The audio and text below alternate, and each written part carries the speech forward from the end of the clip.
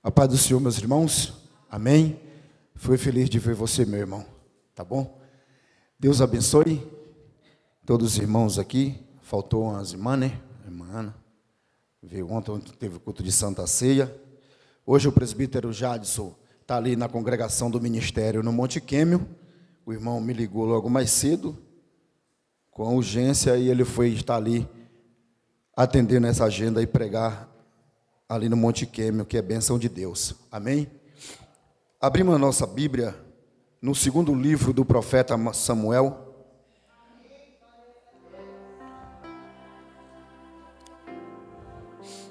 No capítulo de número 22.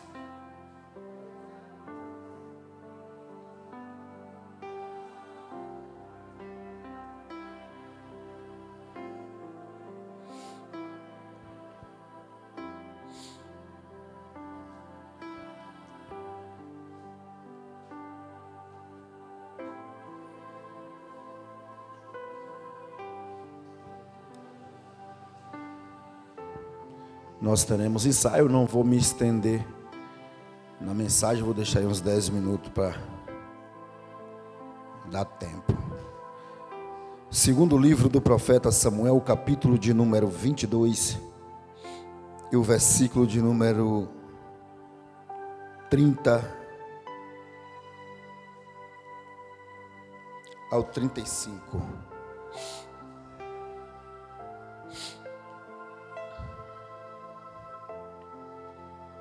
Todos acharam?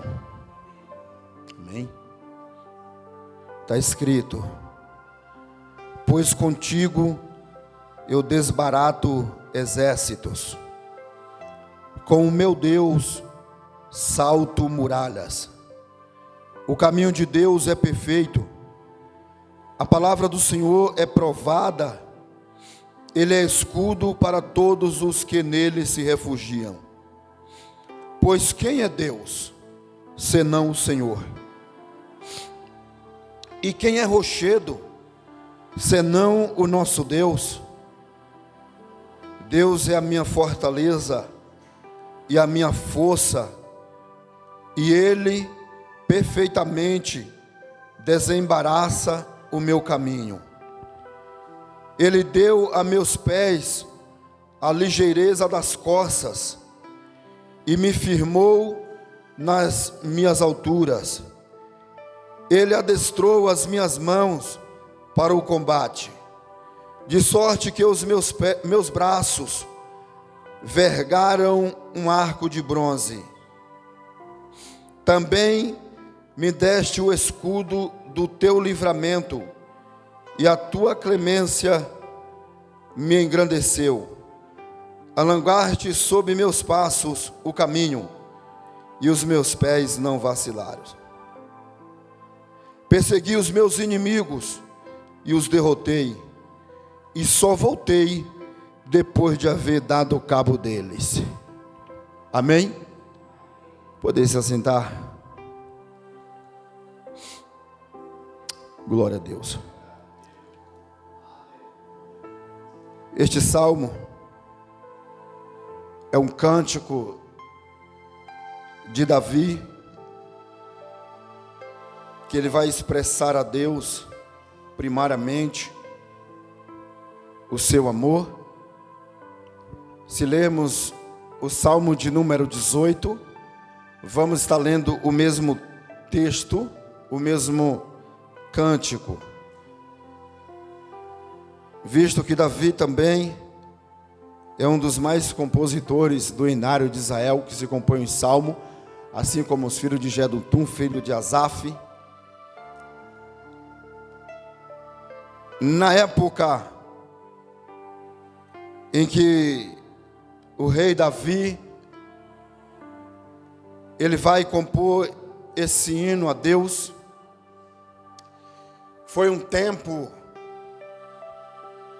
em que havia muitas guerras, muitos conflitos em Israel, até mesmo conflitos de problemas que Saul havia deixado Assim também como os gibeonitas, que na época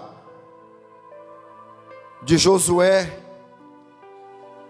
os gibeonitas entraram dentro de Israel, não fazia parte da comunidade, mas eles sabiam que Josué estava debaixo de uma promessa e que ele só tinha uma opção: ou eles tinham que escolher um lado, ou eles afiliava e se integrava ao povo de Deus, ou do contrário, ficaria no seu próprio povo, servindo aos seus deuses, e enfrentaria as consequências da batalha. Nesse tempo, também lembramos de Raabe, que também ficou sabendo do que Deus havia prometido ao seu povo, e o seu povo, até chegar na terra prometida, ia conquistando cidades e povos e nações, e todo aquele que não cresce sofreria as consequências da batalha. Nesse tempo, os gibeonitas ficou sabendo que também Josué com seus exércitos passaria nas suas terras e devastaria. Eles vão disfarçar-se e vai entrar dentro de Israel e vai dizer: olha, nós viemos de muito longe, nossas roupas estão rasgadas, os nossos odres estão rotos. Porém, a Escritura diz que eles moravam do lado, mas disfarçadamente entrou dentro da comunidade e enganou a Josué. E Josué olhou para eles, pensando e acreditando que tinha vindo de longe, fez uma aliança com eles e também um juramento de que eles não seriam destruídos na guerra. Josué jurou poupá-los diante do Senhor, fez um juramento que os pouparia. Então, de Josué até a época de Saul, quando Saul reina, a Escritura diz que Saul ficou com ciúme dos gibeonitas e começou a persegui-los. E por isso houve fome na terra, houve conflitos na terra de Israel. E Davi vai consultar a Deus e vai dizer: Senhor, o que está acontecendo? E o Senhor vai responder para Davi e vai dizer: a culpa é de Saul e na sua casa, porque feriram os gibeonitas, que eu fiz um juramento preservá-lo. Observe, o juramento que Deus fez por boca de Josué, Deus não esqueceu. O povo esqueceu, passou-se geração, levantou-se rei e esqueceram do juramento de Deus, mas Deus permaneceu firme em sua promessa. Louvado seja o nome de Jesus Cristo. Nesse tempo, era tempo de conflito, onde os amorreus, os jebuseus, os cananeus se levantava contra a nação de Judá, qual Davi era rei. E em todo esse tempo de conflitos e batalhas, Deus sempre deu escape ao seu povo. Deus sempre preservou a sua promessa de pé. Os homens esqueceram do que havia prometido ao gibeonita. O tempo passou, caiu no esquecimento. Mas uma vez que Deus assinou um decreto, a sua promessa não é invalidada e nem caduca a palavra da sua boca.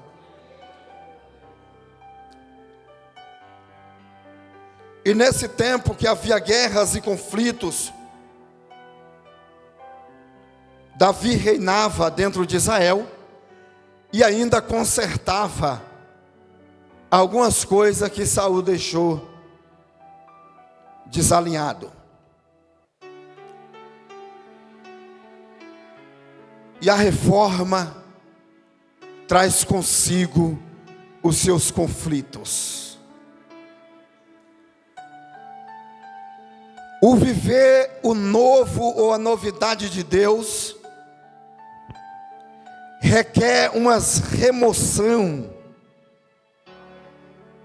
para que haja espaço para a novidade do Senhor.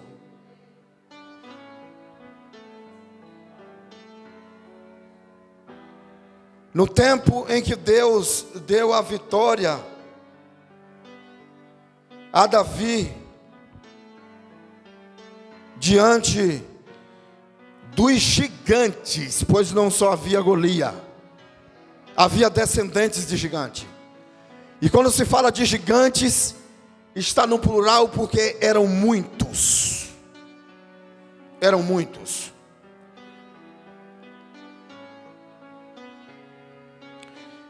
Só que Davi era um homem segundo o coração de Deus. E até mesmo quando Davi estava fugindo, quando era perseguido pelo seu filho Absalão e também por Saul, e ele se esconde dentro da caverna de Adulão, a escritura diz que se aliou ou se juntou a ele homens vis, homens amargurados, homens endividados, homens revoltados. E alguns tradutores dizem que eram homens vagabundos. E na caverna Davi também era um fugitivo. Davi estava sem espada, sem lança, sem coroa, sem cavalo, sem manto real. Era apenas um fugitivo escondido numa caverna. Mas todos aqueles homens que também estavam na mesma situação que Davi, e aqueles homens estavam insatisfeitos com o governo de Saul, aqueles homens na mesma situação olhou para Davi que não tinha nada além deles, mas a escritura diz assim, que eles olharam para Davi e perceberam que Deus era com ele. Eu vou lhe dizer algo nessa noite para nós. O que define um homem de Deus e uma mulher de Deus não são os aparatos que eles possuem, nem as aparências que eles têm ou usam, mas o que diferencia um homem e uma mulher de Deus é o que Moisés disse no deserto: se o Senhor e se a tua presença não for comigo, não me faça nem dar um passo à frente. Pois Moisés disse: Senhor, o que é que nos torna diferente das outras nações, se não a tua presença está no nosso meio? Para que não confundamos presença de Deus com aparatos. Eles olharam para Davi e disse: tu vais ser o nosso líder. Porque vejamos que Deus é contigo. E desse tempo em diante, se juntou a ele homens leais, que diz que homens que colocavam até a sua própria vida em risco, pela vida de Davi, só porque Deus era com ele. Essa ideia de que profeta não tem amigo, homem de Deus tem que ser isolado de todo mundo, essa ideia não é coerente de acordo com as escrituras. Pois a escritura diz que o homem e a mulher de Deus devem viver na unidade do Espírito. E deve viver em paz com todos os homens. Louvado seja o nome do Senhor. Glórias a Deus. Nesse tempo que os servos de Davi derrotam os gigantes, e Davi está na batalha, Davi reconhece que quem lhe dá vitória não era o seu braço. Davi entende que não era a multidão de pessoas que estava ao seu lado que lhe tornava forte para a batalha, mas quem lutava suas guerras era Deus. E a partir do momento que nós entendemos isso, a nossa mentalidade e os nossos métodos de lutar as nossas aflições serão mudados. Porque uma vez que confiamos em nós, uma vez que confiamos no nosso braço, uma vez que confiamos na nossa experiência, na nossa tática, nós estamos dizendo: Senhor, fica aí um pouquinho, porque deixa eu tomar a frente. E uma vez os discípulos pensaram que poderia atravessar o mar diante de uma tempestade remando o barco, mas quando Jesus aparece sobre a tempestade, ele disse: deixa eu tomar a dianteira. Deixa eu ir na sua frente, deixa eu conduzir o barco da sua vida, deixa eu participar dessa embarcação que é a tua vida. Louvado seja o nome do Senhor. Nesse capítulo de número 22 do segundo livro do profeta Samuel, que também é o mesmo salmo de número 18, Davi vai atribuir a Deus figuras de linguagem. Qual é a figura de linguagem? Ele vai dizer: Davi disse ao Senhor,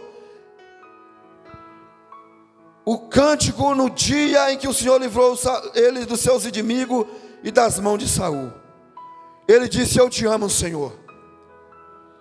Aí ele diz: tu és a minha rocha, tu és o meu rochedo, o Senhor é a minha cidadela, o Senhor é a minha torre forte, o meu escudo, a minha sombra, o meu esconderijo, o meu refúgio, a minha força, a minha salvação, o meu rei, o meu Deus, em quem eu confio. Davi vai descrever que o problema de Davi não era os filisteus, Saul, pois muitas vezes ele teve a oportunidade de até matar Saul, mas ele disse: quem sou eu para tocar em alguém que Deus ungiu? E alguém dizia: mas Saul está desobediente, Davi, Saul está rebelde, desobedecendo. Ele disse: deixa ele, porque se Deus chamou ele, o problema dele seja com ele e Deus, e não seja eu a vingar alguma coisa, porque Deus não me chamou para exercer vingança. Louvado seja o nome de Jesus Cristo, oh glória. Aí nesse dia do livramento, Davi disse: eu vou compor um hino, eu preciso cantar ao Senhor por todos os livramentos das mãos de Saul, das mãos dos filisteus, das mãos dos amorreus e das mãos dos jebuseus. Eu preciso cantar ao Senhor pelos livramentos. E por isso o mesmo profeta Davi diz: muitas são as aflições do justo, mas o Senhor os livra de todas. Louvado seja o nome do Senhor. Quando Davi profere esse cântico, ele diz: o Senhor é minha cidadela, o meu rochedo, o meu baluarte, o meu esconderijo. Ele diz: cadeias do inferno me cercaram. Olha que o problema dele não era com Saul. Ele disse: torrentes de iniquidade me impuseram terror. O problema dele não era o filisteu, porque os filisteus ele conseguia vencer na espada, mas as torrentes de iniquidade ele não poderia vencer na espada, nem na lança e nem no carro da guerra. As torrentes do inferno, que é as correntes do Sheol, ou as correntes da morte, o homem não vence pela espada, pela lança e nem pelo poder de guerra que ele tem. A mesma expressão nós vamos perceber no livro do profeta Jonas, quando ele desobedece a Deus. Deus disse: Jonas, vai em Nínive e Nínive prega. o arrependimento, e diz que em 3 dias e 3 noites essa cidade será subvertida, e está debaixo do juízo. A escritura diz: Jonas paga uma passagem para Tarse, entra no porão de um barco e vai dormir. Ele desobedeceu uma ordem de Deus, pois Deus tinha um chamado e uma ordem para a sua vida. Eu não vou entrar nos detalhes da descida de Jonas, mas ele pagou para ver. Quando ele foge do propósito e da chamada de Deus, ele encontrou uma embarcação e foi dormir. Todo lugar confortável, tenha medo. Todo lugar fora do propósito de Deus, ele parece confortável e instável. Porque dormir quer dizer descanso. Estar deitado quer dizer conforto. Mas Jonas estava perigosamente confortável, pensando que aonde ele não queria conflito para a vida dele, ele não queria compromisso, ele não queria entrar em conflito com os moradores de Nínive, ele não queria isso. Ele disse assim: eu quero ficar deitado, eu quero ficar acomodado, não me tire do sono, da marola que eu estou. Mas Deus disse: não foi para isso que eu lhe chamei, Jonas. Eu te chamei para tu ir apregoar. Eu te chamei para tu ser profeta. Eu te chamei para anunciar a salvação de Deus. E Deus disse: eu te chamei para isso, e o que eu te chamei para fazer, não vou mandar outro. Em casos Deus até põe outra pessoa, mas em casos não, porque Deus não queria perder Jonas. Aí o vento diz: eu estou aqui, Senhor, quiser eu vou lá acordar ele. A tempestade diz: eu também estou corroborando com esse propósito. Vamos dar uma sacudida no barco da vida dele, para ver se ele desperta. Oh glória, Deus está falando nessa noite. Não espere o vento, não espere a tempestade para dizer: eis-me aqui, Senhor. Não espere. Apenas ouça a voz de Deus e obedeça.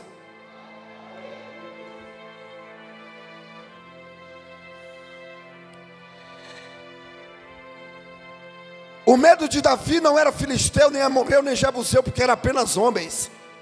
E Davi era homem de guerra, e tinha homem de guerra ao seu lado, homens leais do seu lado para lutar as guerras. Mas quando ele fala torrente de impiedade, corrente do inferno, cerca da morte, ele está dizendo: o meu inimigo e os meus inimigos não são as pessoas em si, mas os meus inimigos é o pecado, é o diabo, é o inferno, é a morte, é a impiedade, é a iniquidade, é a injustiça. Oh glória, meus inimigos são o sistema caído do mundo, que pessoas influenciadas às vezes nos testa. Mas quando olhamos com o olhar de Cristo, Cristo diz: orai pelo que vos maldizem, bendizei aqueles que vos perseguem, amai aqueles que vos odeiam, para que vocês sejam verdadeiramente filhos de Deus, porque Deus faz cair a chuva sobre o justo e sobre o injusto. Deus não faz acepção de pessoas.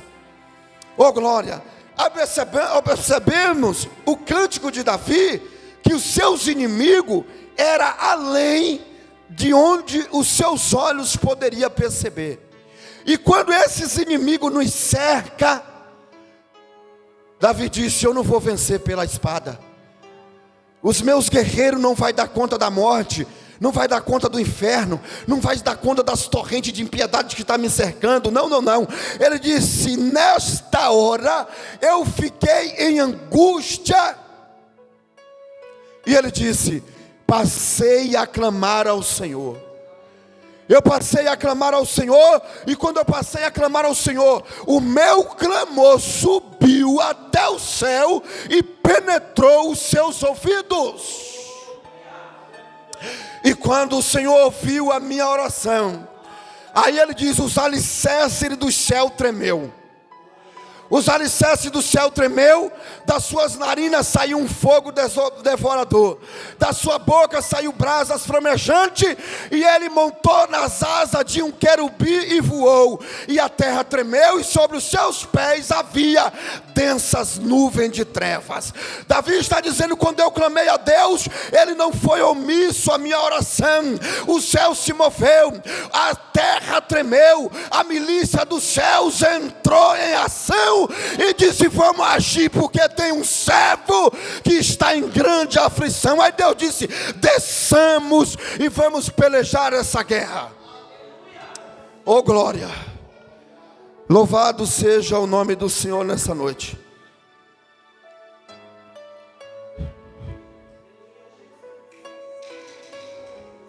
E ele olha e diz: quem é Deus senão o Senhor? E quem é rochedo senão o nosso Deus? Deus é a minha fortaleza e a minha força, e Ele perfeitamente desembaraça o meu caminho. Antes de vir a Cristo, eu pensava que primeiro eu tinha que desembaraçar o meu caminho, depois vinha Cristo. Eu dizia: não, no dia que eu parar de beber eu vou, no dia que eu parar de fumar eu vou, no dia que eu parar de amar o mundo eu vou. Errado, temos que vir como estamos. Mas ele disse: Deus é quem desembaraça o meu caminho. É Deus que vai adiante de nós, abrindo caminho para que possamos passar. Porque esses inimigos descritos, nós não vemos, e não vamos vencer uma batalha com um inimigo que não vemos, porque não percebemos a sua próxima jogada. Não conseguimos, Paulo, enxergar aonde ele está à espreita. Não conseguimos perceber o que ele está preparando para ver o nosso tropeço, oh glória. Mas a Escritura diz que quando o rei da Assíria tramava contra o reino de Israel, aí Deus aparecia de noite para Eliseu, dizendo: eles estão escondidos na ladeira de Ziz, perto de Gibeá, avisa para eles. Oh glória. Deus revela os planos do adversário nessa noite. Deus deixa claro para que vigiemos. Oh glória. E a profecia diz que quando o profeta revela os planos do reino da Síria, as emboscadas, aí diz que assim: vamos pegar este homem, porque este homem está contando o que nós estamos projetando. Ele cerca uma casa dizendo: é um homem só, mas vamos com um grande exército.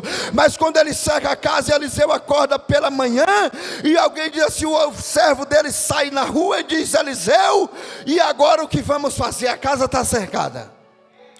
Os inimigos não tem para onde a gente correr, não tem saída para frente, nem para trás, nem para o lado, nem para a esquerda. Alguém pode se achar assim, ou acontecer de hora ou outra a gente se encontrar dessa forma.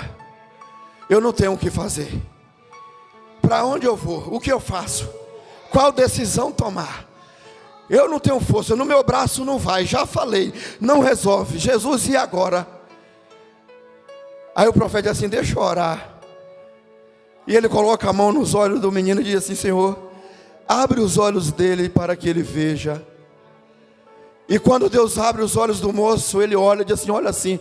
Quando ele olhou para os montes, olhar para os montes quer dizer olha para cima. Oh glória, olha para cima. E quando ele olhou para os montes, havia um grande exército de fogo com carros e cavaleiros cercando o exército do inimigo. E Eliseu disse: Senhor, fere eles de cegueira. Você crê que Deus cega os olhos do adversário para que não enxergue a porta da nossa casa?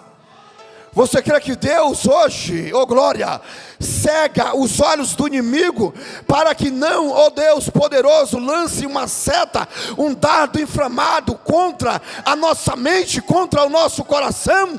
Pois Paulo escreve a Timóteo: cuidado, cuidado, porque, oh glória, revestível de toda a armadura de Deus, para vencer as astutas e ciladas. Astuta e cilada quer dizer traiçoeiro e emboscada. É o momento que não vemos e nem percebemos, e somente Deus está no guardar da nossa vida. Isso mostra a total dependência de Davi nessa guerra. Não era a espada, não eram os homens que ele tinha, não era a lança, não eram os carros, nem os cavaleiros, mas ele dependia totalmente de Deus para sair vencedor nessa batalha. Não era a sua força, não era o seu braço, não era o seu jeito, não era pelo psicólogo, pelo psiquiatra, era só Deus que podia entrar nessa guerra e fazê-lo vencedor. Deixa eu lhe dizer uma coisa, não estou negligenciando os recursos que Deus deixou na terra, mas já viu um louvor que diz: isso é coisa para Deus? Devemos olhar com os nossos olhos e dizer: isso é coisa para Deus, isso é coisa para o Senhor. Porque Josafá estava com um grande exército, mas quando vinha a grande batalha, ele disse: Senhor, em mim não há força, em nós não há poder para essa guerra. Deus, em nossas mãos não há destreza para enfrentar essa batalha. Mas ele disse: eu somente com os olhos levantados. E Deus fala pela boca do profeta Isaías 45, dizendo: olhai para mim e sede salvos todos os limites da terra.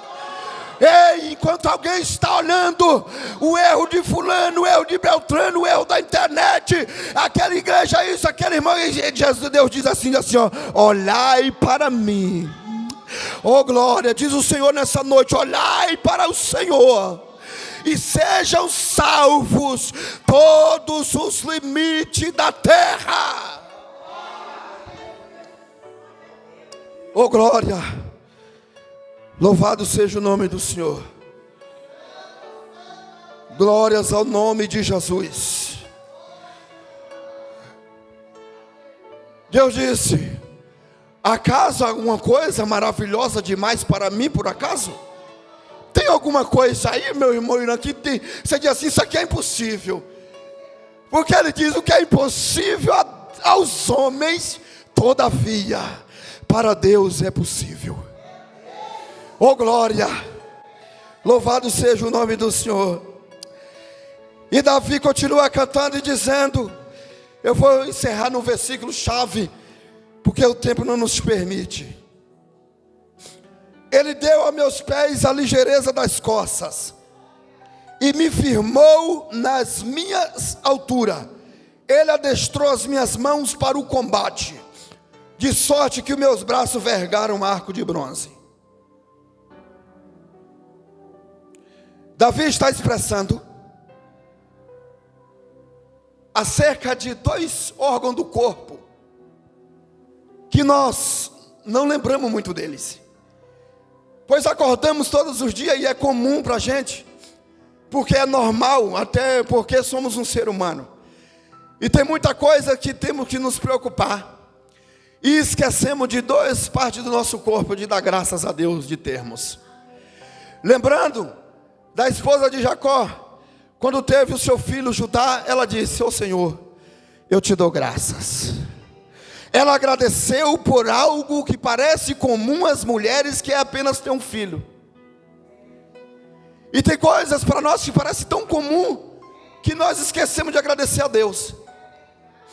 Quando Davi está cantando, ele diz: pois o Senhor deu a meus pés a ligeireza das costas. Rapidamente os cabritos e as costas monteses, que vivia nas montanhas, nos rochedos. Se você vê o canal Animal Planet, você vai ver aquelas cabras das montanhas, você já viu? que ela sobe nos picos das montanhas e desce sem nenhuma corda, sem nenhum paramento de segurança. Davi está se referindo àquelas cabras, dizendo: Deus fez os meus pés como os pés daquelas corças. Eu posso até andar em lugares precipícios e lugares escorregadios, mas os meus pés, que foi dado por Deus, estão firmados para não escorregar e cair. Quando a irmã Ana vai fazer oração, Ana diz: o Senhor é o que guarda os pés dos seus santos, louvado seja o nome do Senhor. Davi ainda declara dizendo: Ele adestrou as minhas mãos para o combate. Já olhou para as suas mãos? Olha para as suas mãos assim e diz: Senhor, obrigado porque tu me deste duas mãos. Os pés para a ligeireza das costas também serve para ela se direcionar, deslocar até a fonte para beber água, para que não morra de sede. Os pés das costas servem também para que ela seja ágil, rápido, para fugir dos predadores. Então o que Deus está falando nesta palavra aqui: eu te dou hoje ligeireza para fugir da morte. Eu te dou rapidez e agilidade para perceber o perigo e também fugir dele, pois Paulo diz: fugir da aparência do mal. Com o mal a gente não faz acordo, a gente não faz aliança, a gente foge, e foge rápido como as coças. Deus está dizendo: teus pés eu te dei, para tu se direcionar até a fonte da água da vida, para beber desta água, para que não morra de sede. Pois quando o Espírito falou com você hoje dizendo: vá para o culto, aí o cérebro mandou a informação para o corpo, dizendo: movimenta os pés. E os pés começou a andar, porque o Espírito falou, o cérebro coordenou e o corpo obedeceu, para vir até a casa de Deus beber da fonte da água da vida. E ele disse: ele adestrou as minhas mãos para a batalha. Quando olhamos o contexto das mãos na época, as mãos, ela é tão importante no contexto histórico inserido no Salmo e dentro de Israel, porque com as mãos nós cumprimos as nossas obrigações pessoais e deveres e trabalho. Também com as nossas mãos nós servimos a Deus, pois o sacrifício na época de Davi teria que ser pego, preparado, limpo, colocado em cima do altar e queimado, acendido incenso, e isso era feito com as mãos. E o homem teria que ser completo para oferecer esse sacrifício, porque tinha que oferecer o sacrifício perfeito. As mãos, quando Davi, muito tempo depois de enfrentar muitas guerras, Davi disse: vou fazer uma casa para o Senhor. Não é justo eu viver num palácio enquanto meu Deus habita em tenda. Mas Deus disse: não, Davi, não faça, porque as suas mãos estão sujas de sangue. Deixa que o teu filho Salomão vai fazer uma casa para a minha edificação. O salmista declara ainda dizendo: Senhor, quem habitará na tua santa morada? Senhor, e quem subirá até o teu templo? E quem permanecerá na tua casa? Ele disse: o que é limpo de mão e puro de coração, que não entrega a sua alma à vaidade e nem fala com injustiça, esse receberá do Senhor o seu galardão e a sua recompensa. A importância de ter as mãos limpas. As mãos, na época do profeta Davi, ela era usada no contexto da oração, pois quando eles colocavam as mãos no rosto para orar, ele estava dizendo da seguinte forma: eu pequei e não sou digno de olhar para o Senhor. Assim como os querubins Em Isaías capítulo 6, que diz que tinha 6 asas, com 2 cobria os pés, com 2 voava, e com 2 cobria o rosto, perante a santidade de Deus. Então, nesse contexto, os homens da época que serviam a Deus, quando em pecado, quando em erro, em falha, eles colocavam as mãos diante dos seus olhos, dizendo: não sou digno de olhar para o Senhor, por isso me perdoa. As mãos, na época dos nossos antepassados, ela também era usada para abençoar. Quando eles estendiam a mão, era para abençoar. Quando eles cobriam o rosto, era para pedir perdão. Quando eles oravam de mão e punho cerrado, ele estava dizendo: eu estou numa batalha, eu estou numa grande guerra, eu estou enfrentando um grande conflito. Então as mãos têm um grande significado. Quando Paulo ele vai advertir Timóteo, ele disse: Timóteo, não saia por aí colocando a sua mão na cabeça de qualquer pessoa, para que tu não se torne cúmplice ou participante de pecados alheios. Toma cuidado, preserva a tua mão, preserva a tua vida, preserva aquilo que tu oferece a Deus como sacrifício vivo, santo e agradável. Paulo diz: não ofereçais as vossas mãos ou os vossos membros como instrumento de iniquidade, mas oferecei a Deus como sacrifício vivo, santo e agradável, para servir ao Senhor com o vosso corpo, que é o vosso culto racional. Davi disse: ele adestrou minhas mãos. Quando ele diz adestrou minhas mãos, as mãos também está inserida no contexto, quando se fala a mão de Deus, está falando de um domínio e do poder, e quer dizer que Deus está no controle, pois com as mãos exerce-se domínio, exerce-se poder. Pois a escritura de Davi, quando diz que Deus entregou em minhas mãos meus inimigos, ele está dizendo: Deus me deu poder e autoridade para dominar todo aquilo que se faz meu adversário, tudo aquilo que se levanta para lutar contra mim. Deus disse: eu te dou poder para dominar todas essas situações. Quando ele disse: Deus adestrou minhas mãos para a batalha, ele está falando que as suas mãos estavam despreparadas. Adestrar significa educar ou preparar para um determinado fim. Ele disse: eu não tinha nenhum poder ou sabedoria para a guerra, mas o Senhor veio e adestrou as minhas mãos para o combate. O Senhor adestrou minhas mãos e os meus braços vergaram um arco de bronze. Ele está dizendo a seguinte forma: Deus me preparou, Deus me capacitou para a batalha, Deus me fez forte para perseguir os inimigos que me perseguem.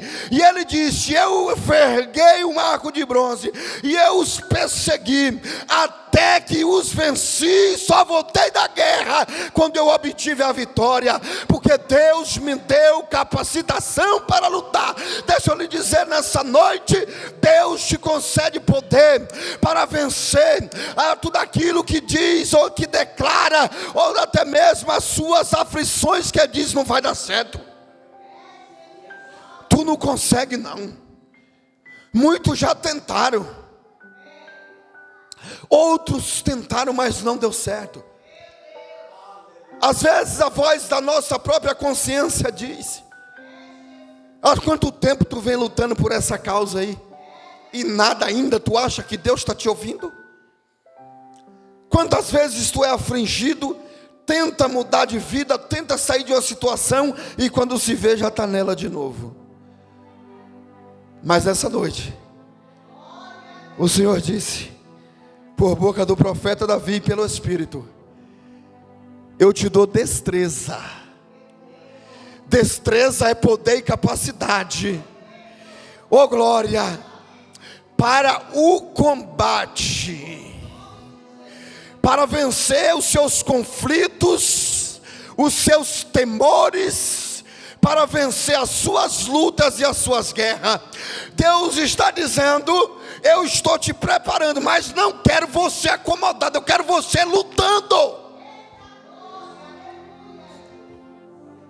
Porque aquilo que nos persegue, tem que olhar e dizer: ali tem verdadeiro um soldado de Deus, ali tem uma soldada do Senhor, ali tem alguém que não se curva, ali tem alguém que resiste ao inimigo até ele fugir de nós.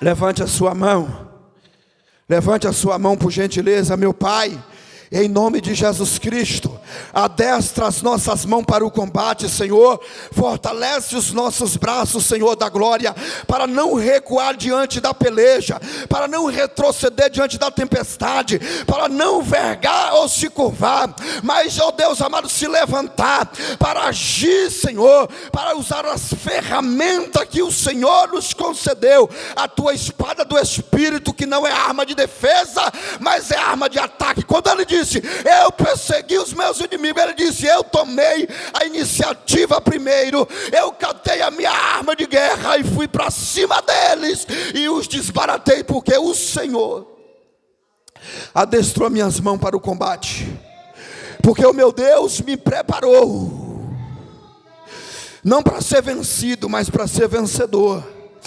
Porque o meu Deus me adestrou minhas mãos não para ser perdedor, mas para ser vencedor, glória. Quem quer ser vencedor? Para ser vencedor, para ser triunfante sobre todas as causas impossíveis. Pois é o Senhor que está conosco. E ele disse: Josué, não temas nem te espante perante a face deles. Então somente ser muito corajoso. Olha o que ele diz: ser muito corajoso, porque eu já dei, só falta tu conquistar agora. Você crê nisso? Não tenha medo, não se espante, porque somente a presença dele é suficiente para vencermos as guerras e as batalhas, os conflitos da nossa vida. Eu vou encerrar aqui. Dou graças a Deus pela vida dos irmãos, da irmã que vieram nessa noite. Que Deus abençoe a todos. Vamos agradecer a Deus. Pai, te damos graça. Te damos graça, Senhor, porque em nós não há força nem poder, pois somos apenas homens e dependentes do teu Espírito Santo. Carentes, Deus, da tua força, dos teus ensinamentos. Carentes, ó Pai, que o Senhor vá adiante de nós e nos preparando para vencer guerras, ó Pai, aleluia, nos dando sabedoria, estratégia, capacidade, força e destreza.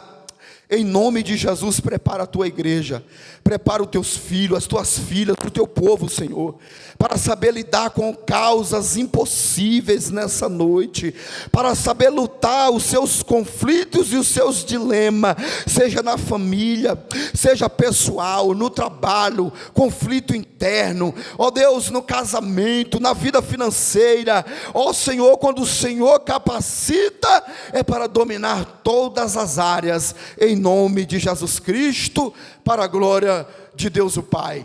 Louvado seja o